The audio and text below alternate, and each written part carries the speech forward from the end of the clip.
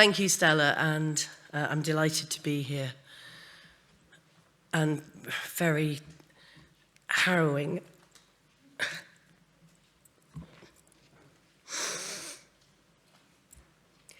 Sorry. Presentations. Anyway, I'm not going to cheer you up, okay? Except for the parents of the young people that have been put through the gender mill are extremely inspiring. So that is cheering, and it's also hopeful. But if you had heard of me before today and before this gender issue, then it would have been my life's work encountering male violence against women and girls. I'm a feminist and I'm a lesbian, and we all need a little more lesbian in our lives, right? And that matters because when I came to counter this terrible ideology, it was because it gave more men an opportunity to access vulnerable women and girls in the single-sex, female-only spaces that we had built, that our foremothers had built. And they're really important. And it's not just in terms of the law, with single-sex hospital wards, prisons and the like, but also the rape crisis centres and domestic violence shelters that those that came before me set up and that I and others volunteered in. And obviously, this is a new men's rights movement, that's all it is. But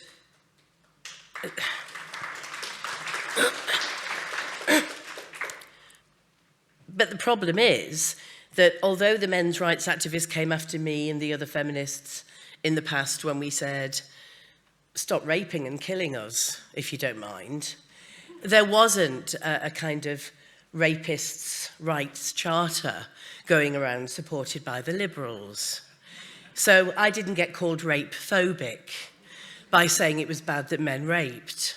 And the Liberals did not defend rape apologism. But they do defend it when some rapist dresses or appears or claims to be a woman and puts on a little bit of bad wig and a lipstick to do so. So for me, it's the same thing, and it's important that we look at this through a feminist lens, but obviously the wider lens is always extremely welcome. But I feel extremely uncomfortable when I hear people talk about weirdos and freaks and oddities, and these people, mainly conservative, very right-wing men, often are the biggest supporters of gender imaginable. They like sex stereotypes. They want men to be men and women to be women. And as a feminist and a lesbian, I'm very uncomfortable with that. So I just wanted to throw that out, a little spanner in the works for a Sunday morning. Now, when they started coming after the children, that was horrific for those of us directly affected and those of us that were indirectly affected. And when I came out at 15, in a hostile environment, it was in the 70s and it was not in a liberal community, had I been given the opportunity to become a normal person, not a freak that I was called, and become a boy like my brothers, have all the freedom they had, I would have grabbed it with both hands. So it was clear when they started transitioning girls, and obviously the huge spike has been in girls. It was fairly obvious to me and others that this was about escaping the body, escaping sexual abuse, and escaping the internal feelings of hatred and discomfort for being same-sex attracted or feeling left out because of being on the autistic spectrum. And when we did the interviews with the parents, and you'll hear some of them, and you'll also hear a young woman who desisted, it's very obvious that this is modern-day gay conversion therapy with bells on. That's what it is. And this is why I think we've gone backwards when it comes to the gains that feminism made in critiquing sex stereotypes, which we always called gender and still do. And gender was first problematized by feminists. We said, this is terrible. It's a way in which we are controlled, imposed femininity, imposed masculinity. Just let kids be kids. So this is a really backward step. And I got together with my producer from other podcasts I'd made, who unfortunately for her is called Sam Smith, but doesn't use they, them pronouns. She's had to revert back to Samantha for obvious reason, because when I introduce her by email, often there's a, okay, not that one. And I did approach, just for a laugh, one podcast platform to see if they would commission it. And they said to me, oh, well, it's controversial, you know. I said, oh, really? And they said, yes, we would obviously want you to present a rounded picture, both sides. And I said, oh, you mean like making a podcast series about the harms of working with asbestos? So we'd go and find some people that didn't ever get lung cancer, and we'd interview them as well. Yes, I understand. They didn't commission it. So we raised the money. And thank you to groups like Our Duty, who do wonderful work supporting each other as parents, and also the other experts, the parents of the experts, obviously, and other experts who you'll hear from one of them. If we could please have the first clip. This is, these are parents that we've called Anne and Graham. They have two daughters, Sarah and Molly, who were 15 and 17 when we spoke to them, both on the autistic spectrum. And they decided they were transgender during lockdown when they were spending most of their time online. And Anne and Graham did get help through the Child Mental Health Services CAMS run by the NHS. And they were very relieved to be offered therapy, but that relief turned to horror when in 2022 they were reported by the therapist to social services for not using Molly's new he, him pronouns. So whilst we were in these sessions with this girl doing family therapy, which we kept expecting them to bring our children into sort out communication and work with us, she was having sessions with our eldest. And one day during the session, she said that she was going to have to send us to social services. She was going to have to report us to social services. And we were like, what? Why? And it turned out that all these conversations that our eldest was having with her, she was telling her all this stuff that we knew nothing about. So basically, she had decided that she wanted to be a he, him. She hadn't told us about it. But she'd asked our eldest. We don't know what she was saying to this therapist. She first asked our eldest if she wanted social services to help, because they were really nice and they would come in and they provide all sorts of support. And our eldest didn't see any problem with that at all. They told her it was for help and support. And then, so the therapist came in to see us and she said, I'm going to have to refer to social services for unintentional emotional abuse. For not affirming. Just for not using he, him. And she said, we know you're a close, loving family, but I have to do this. She put her hand on her heart and said, I feel it in here. I feel it in here, she said. I have to do it. And literally, the only reason for it, and she spelled it out to us, was for not using he, him, which our eldest had never actually asked us to use either. But that was the only reason. We were scunnered. Does anyone have a gun? We struggled to find parents of children who were not autistic and who were not same-sex attracted, sometimes both. And we really did cast our net wide. And we also asked the parents in a kind of pre-interview chat that I would have with them, how they would have felt if their child had come back and come home and said that they were lesbian or gay. And all of them said that they would be fine about this, and I believed them all. And, you know, they were from different political points of view. All of them were reasonable, decent, loving families. And I agree with, I don't remember which speaker it was, but it's been repeated by several speakers, that yes, there are those parents that are Munchausen's by proxy. Yes, there are parents that are fairly bigoted about any difference in terms of sexuality or gender presentation. But they are in the minority, and the vast majority of parents just want to do the right thing for their children. And you'll hear from another parent soon who desperately tried to affirm.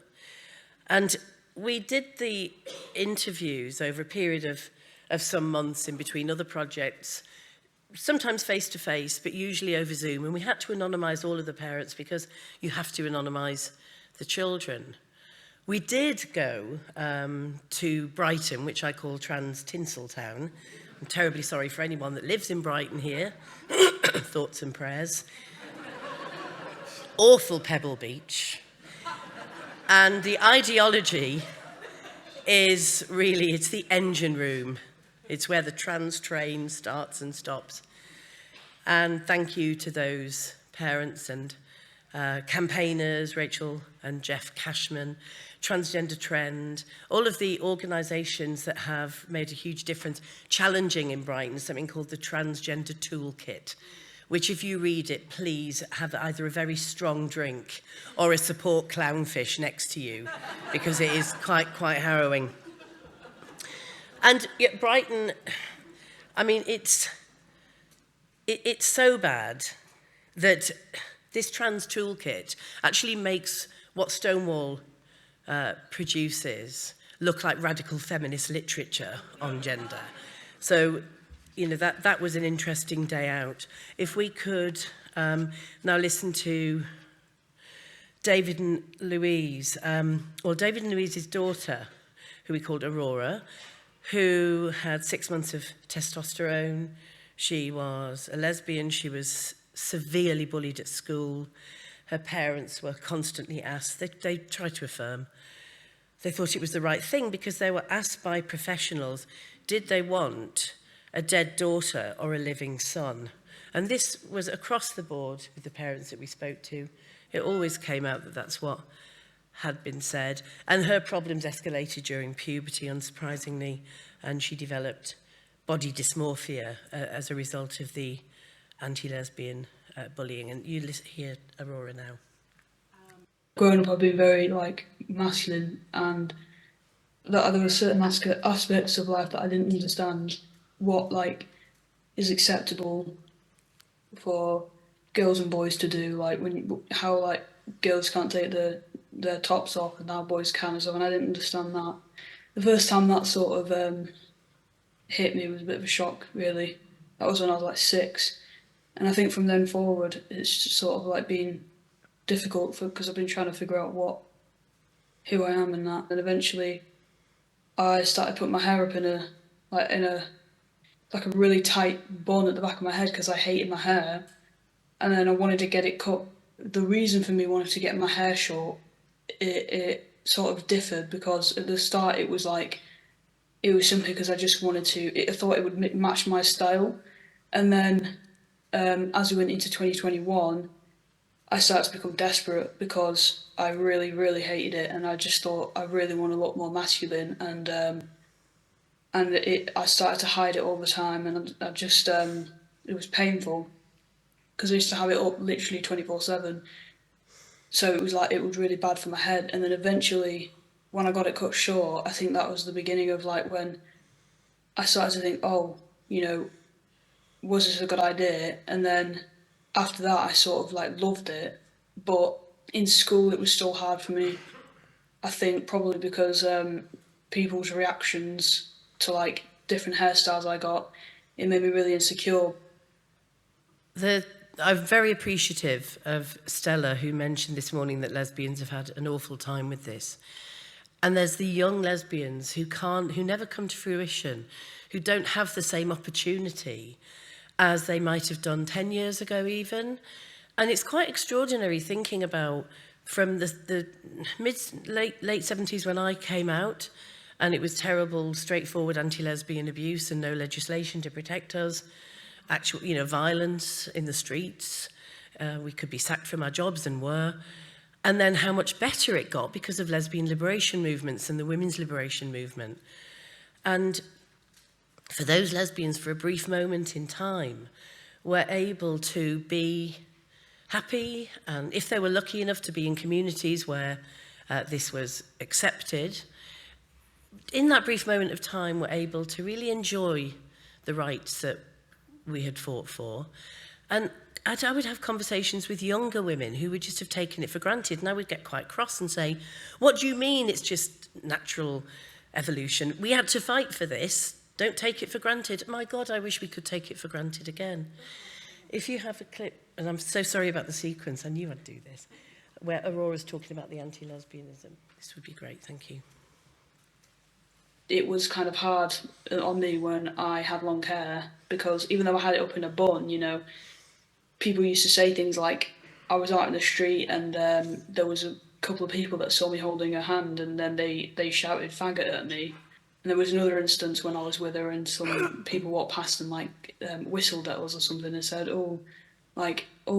kiss or something, because they wanted to watch us like kiss. And that was when I was in year 9, so that had a big influence on me.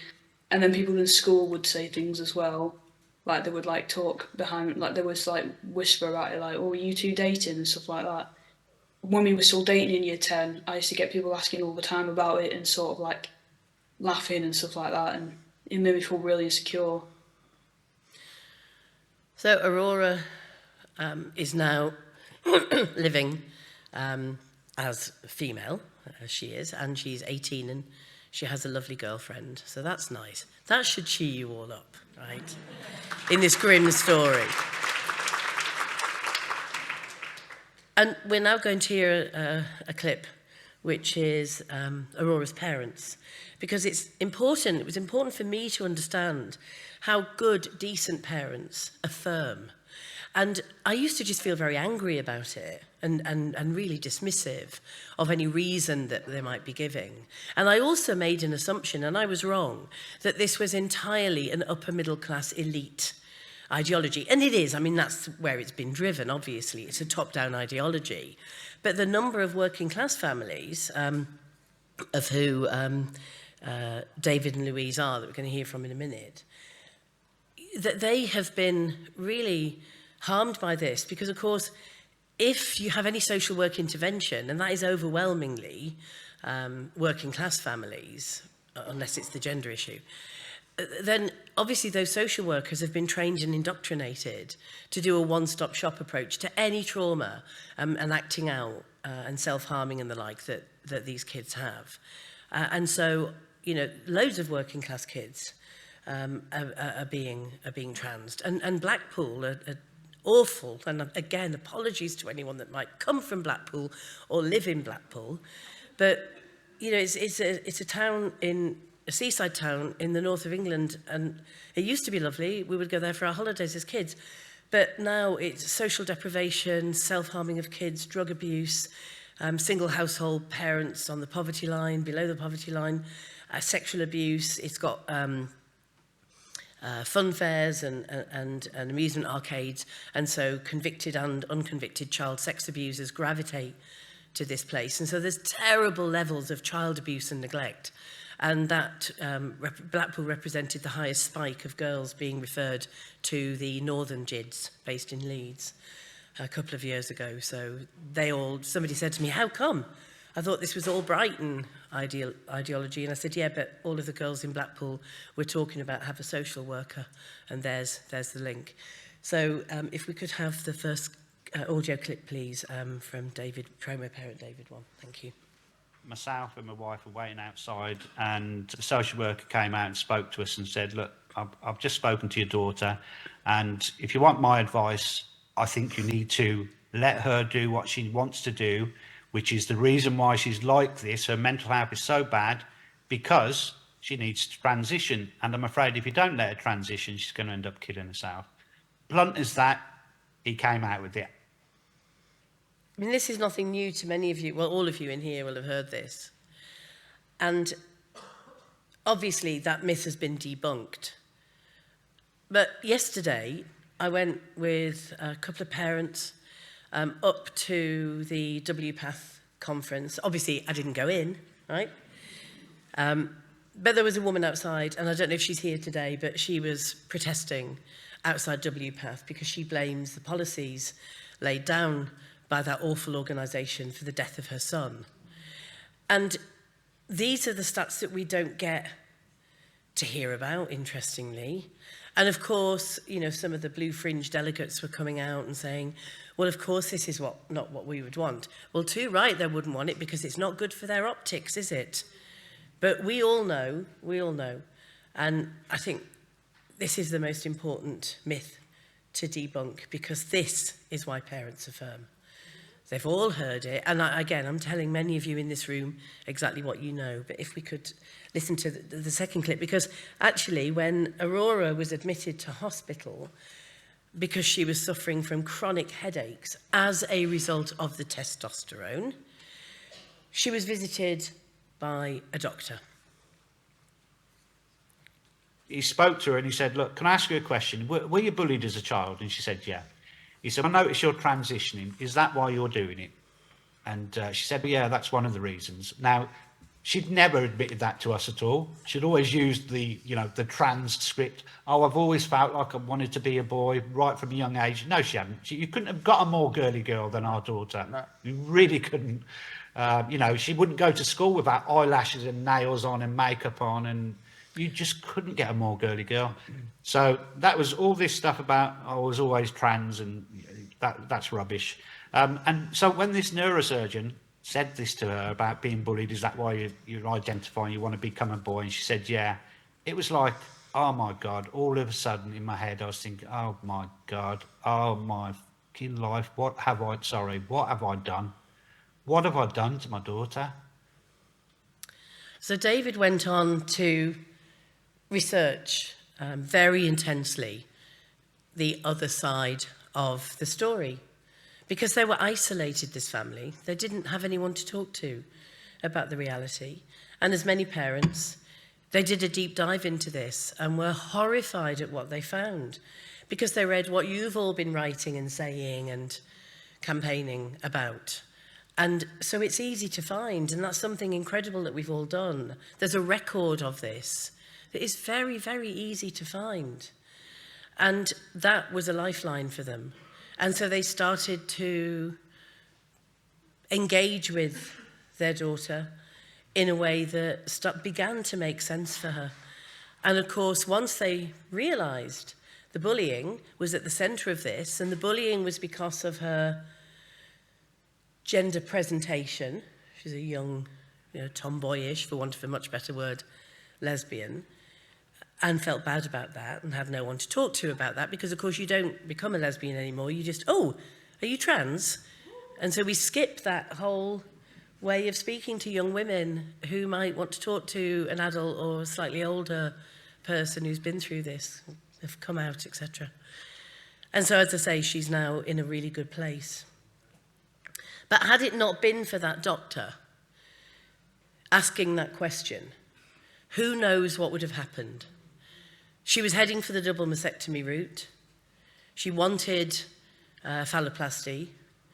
There was one stage where she asked her parents if she could have a full bodysuit with muscles and six-pack. She'd been wearing 3 binders. Again, massive safeguarding failures at the school. Did I send you a school clip? I think I did, didn't I? If we could just hear that, because it's a really important part of the story of what's happening at schools when parents desperately try. Yeah. So this is one of our other families we spoke to. The heads invited us to talk to the safeguarding lead, and I think the head of year. And it took us about 4 emails, getting more and more threatening for him to actually attend the meeting. Why was he reluctant? Did he say? I think he just washes his hands of everything and just delegates. And he just said, oh, well, that's more, you've got senior leaders there, that's more than we would normally allocate for meeting a parent, I don't need to be involved. And we said, I think you do. This is a safeguarding issue. So when we turned up at 9 o'clock, we were left waiting for half an hour. And I think it's because he'd suddenly realised maybe he ought to see what was going on. And I think the staff were filling him in before they spoke to us. So we went, so they admitted that they'd changed her name and her pronouns. They told us that their legal advice was that they didn't need to tell us. They admitted that she'd asked for a different name, but they did not mention pronoun change when I first spoke to them and expressed my concerns. I was feeling sick, basically. I'm absolutely, still am, fuming with the school for what they did. I was just desperate for her to try and talk to me and tell me what was going on. But when we did have a meeting with the school, they refused to change her name or pronouns back unless my daughter herself asked for them to do that. That evening when we made her tell us what was going on, we basically insisted that she'd change her pronouns back, at least, which she did. But when we said to school she's agreed to change her pronouns back, they said, well, we'll have to check with her. Unbelievable. So, to go back to the good doctor, as I want to leave a little bit of time for Q&A, if we do have that time. Dr. Az Hakim, who many of you will know, and he was one of the, excuse me, early whistleblowers in, I think it was the year 2000. Anyway, a long time ago. He was one of 5 other psychiatrists that wrote a letter to the Telegraph. He'd been working in the general gender world, and he wrote a letter about some demand from trans activists that they should be able to marry in their new affirmed sex, and he just said, it's pure fantasy, and we are basically affirming this and going along with it. And of course, guess what happened to Az after that? So Az was interviewed for our podcast, and there are 2 brilliant things about Az. One is the fact that he was an early whistleblower.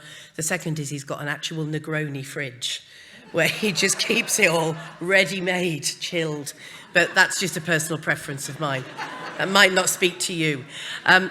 Anyway, I just want to end on a clip from Az, because he's been through the mills, but he just is defiant, and he just does brilliant work, and he's got a book out, and he's fabulous. So here's Az. There was somebody set up on Twitter a Yes Cymru BAME group, which is a group for Welsh nationalists, for Welsh independents who are funny coloured. So I joined because I'm Welsh, I don't sound it or look it, and I'm beige. So I joined it, and there was only 8 people in this group on Twitter, and I was the only one who wasn't white. And then 3 of the people in the group were saying, oh, hang on, we've looked you up, we don't want your sort in the group. And then someone's going, you can't say that. He's a minority ethnic, you can't say that. He said, no, but he's a transphobe. They're going, I said, hang on, A, I'm not a transphobe, and B, I thought this was about Welsh independence. And they're going, yes, but we don't want yours. So I actually got kicked out of the Welsh independence BAME group as the only non-white person because they thought I was a transphobe.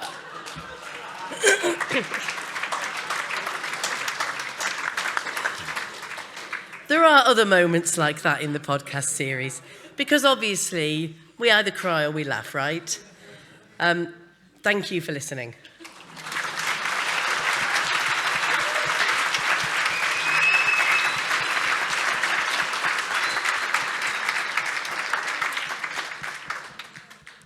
Hi, Julie. So based on the body of work you've created over the course of your career, it's become clear that, you provide really good analysis about the sort of the multiplicity of angles that that we see this type of ideology, having infected our institutions. Our institutions were clearly weak in order to have accepted and proliferated the observably false ideas of gender ideology, and I presume they're even weaker for having had accepted the ideas.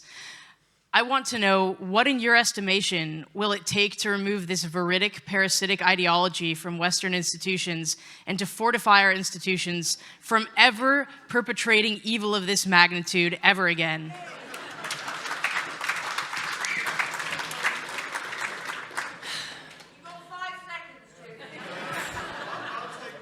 Right. Resist, resist, resist.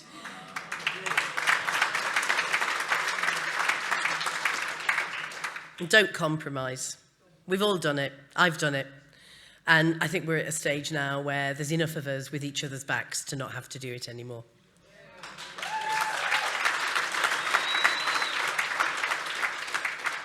Hi, Julie. Just a very quick one. Nick Wallace. I'm a journalist myself, with huge admiration for the incredible work that you've been doing for so many years. The pronoun thing is a real foundational problem. And when you say resist, resist, resist, you've also got to negotiate and encounter a world where people are fixed on pronouns. And in order to communicate with people, you are going to have to compromise. I just wondered if you saw a way through for this eventually, and what your advice is to people when you're having to negotiate and deal with people in the media space or whatever space where pronouns are very important to them and are seen as a basic courtesy. Yeah, you just obviously blown wide open a flaw in my argument. Thank you very much for that, Nick. Appreciate it. Typical bloody journalist. Yeah, you know, you're right. I think that there are times when, for example, I have a friend who was transitioned from a young gay man, terrible background, terrible abuse, was with a man who hated being gay, and Dr. Russell Reed, if any of you know who he was, still alive, unfortunately, signed him off as a transsexual. This was in the 80s.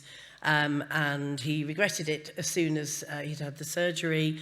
And Claudia, I visit Claudia, and I will refer to Claudia as she when we have conversations. It's something I could not. Claudia has lived as the opposite sex for so long. I find it very difficult, and I would find it unintentionally cruel. Now, having said that, obviously the pronoun thing, when we're talking about reality in general, we have to use correct sexed statements. And in email sign-off, somebody said to me, but how do you do it when everybody's putting she, her, he, him, they, them on their emails, and I'm really under pressure at work to do it? And I just said, well, just say you wouldn't put God bless if you're a secularist. You just wouldn't. It's another religion, it's another cult. So I think there's all sorts of different answers for all sorts of different dilemmas. I fought tooth and nail with the publisher of my last book about pronouns, and we reached a compromise. But I find myself unable to compromise just that little bit, more or less, or whatever, as time goes on.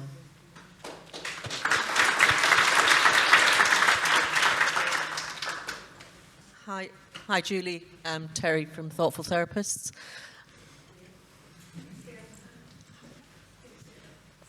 Yeah, so thanks very much for everything you do, and I loved the podcasts that you just done. Speaking about the support needed for young lesbians, it's something that I'm very passionate about myself, and you've just started the Lesbian Project, which is brilliant. Love your podcasts. Off the top of your head, what can we do collectively to try and improve the cultural perception of being a lesbian? And how can we try and reach out to teenage girls who may well become lesbians to try and support that identity development? Well, thanks very much for your question. It's an important one, and I didn't think we'd be back full circle, but the anti-lesbianism coming from so-called progressives' mouths now as we were 50 years ago. And it's why we set up the Lesbian Project to counter all of this LGBTQI2 Spirit Plus, which Simon Fanshawe said is more like an unbreakable Wi-Fi code than anything meaningful about an oppressed liberation group. So I think that we have to recognise that although we love our gay brothers who are standing beside us in this, and we have lots in common maybe socially and personally, lesbians and gay men have nothing in common, really. We all know it. And this isn't a hostile statement at all. You know, we'll stand together when need be, and we're doing that right now. But we really never asked to be in this alphabet soup. We really don't. Lesbians do not have the same interests as men. It's as simple as that. And people always take that as a hostile response. When we said it back in the 80s and 90s when we were forced teamed, it was taken as hostile. It really isn't. We need to be strategic about it. The only role model I had when I was a young lesbian, feeling bad about myself, was Martina Navratilova. Right? She was literally the only one. And we need more Martina Navratilovas. So most of us ignore our elders, and rightly so. Most of us, you know, when we're 18, think, what the hell does that 50-year-old got that can tell me? So we need to have peer support, and we need to encourage lesbian social events in real life and take it offline as much as we can. And if they want to call themselves gay or queer or even trans men, fine, but be in women-only spaces amongst other lesbians.